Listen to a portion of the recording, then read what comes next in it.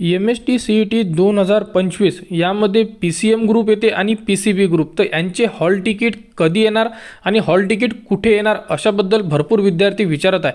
तर या व्हिडिओमध्ये आपण हे चेक करणार आहे की तुमचे हॉल तिकीट कसे डाउनलोड करायचे, त्यानंतर हॉल तिकीट कुठे मिळणार आणि तुमचे हॉल तिकीट तुम्ही डाउनलोड कोणत्या तारखेला करू शकणार।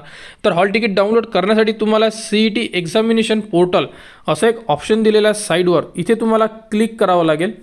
इथे क्लिक केल्यानंतर तुमच्याकडे ID आहे, जो ईमेल ID तुम्ही फॉर्म फिलअप करताना यूज केलेला आहे तो ईमेल ID तुम्हाला इथे यूज करायचा आहे।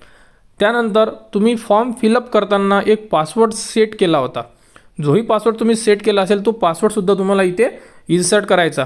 त्यानंतर साइन इन करायचं आहे।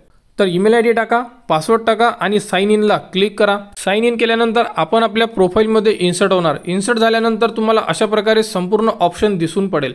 यामध्ये एक ऑप्शन दिलेला आहे ते हॉल तिकीट और ॲडमिट कार्डचं, तर इथे आपल्याला क्लिक करायचं आहे। तर तुमची हॉल तिकीट इथे क्लिक केल्यानंतरच तुम्ही डाउनलोड करू शकता। तर गेट हॉल तिकीटला क्लिक करा।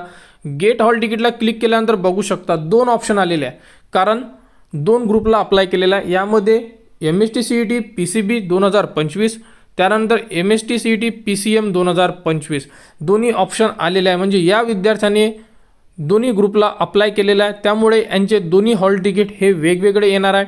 आणि इथे गेट हॉल तिकीटला क्लिक केल्यानंतर हे हॉल तिकीट डाउनलोड करू शकतात, परंतु हे ऑप्शन सुद्धा व्हिजिबल करून दिलेलं नाही आहे, कारण की ज्या तारखेला तुमची एक्झाम असेल त्या एक्झामच्या 6 दिवस किंवा 7 दिवस अगोदरच तुम्हाला हे ऑप्शन उपलब्ध करून देण्यात येणार आहे आणि डाउनलोड सुद्धा करू शकणार तुम्ही, परंतु पेपरच्या 7 दिवस अगोदर। आता फक्त तुम्हाला हे बघायचं आहे की तुमच्या लॉगिनमध्ये हे ऑप्शन उपलब्ध झाले का। जर हे ऑप्शन उपलब्ध झाले असेल तर तुमची हॉल तिकीट पेपरच्या 7 दिवस अगोदर तुमच्या लॉगिनमध्ये उपलब्ध करून देण्यात येणार आहे। तर ज्यांचा पेपर 9 तारखेला राहणार त्यांचे हॉल तिकीट हे लॉगिनमध्ये 2 एप्रिलला उपलब्ध करून देण्यात येणार आहे। त्याचप्रमाणे PCM ग्रुपचा पण सेम 19 तारखेला पेपर असल्यामुळे पेपरच्या 6 दिवस अगोदर हे तुमच्या लॉगिनमध्ये हॉल तिकीट येणार। आणि जर कोणत्या विद्यार्थ्याला हॉल तिकीट डाउनलोड करताना अडचण आली तर कमेंट्स करा, कमेंट्सवर तुम्हाला संपूर्ण माहिती दिल्या जाणार।